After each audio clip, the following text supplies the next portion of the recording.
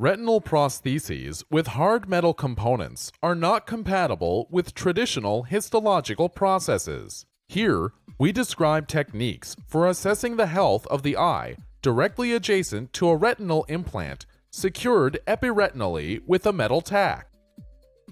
This is accomplished by first enucleating and fixing the eye according to the protocol described in a companion video, and then dissecting a tissue sample which includes the implant and the retinal tack.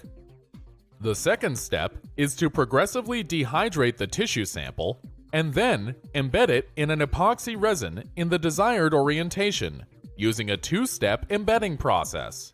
Next, the final resin block is mounted in a special holder and ground down incrementally until a cross-section through the implant and surrounding ocular tissue is exposed at the desired level. The final step is to surface stain the exposed tissue and then image and photograph with a high-power dissection microscope to visualize the cellular architecture adjacent to the implanted prosthesis. These steps are then repeated several times as required. Ultimately, a series of cross-sectional images through the tissue sample, including the implant in situ, are collected and may be used to refine the design of the device or surgery, as well as assist in assessing the safety of the particular prosthesis.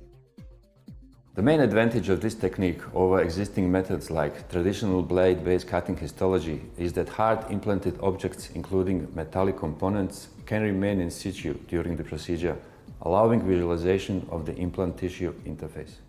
This method can answer key questions.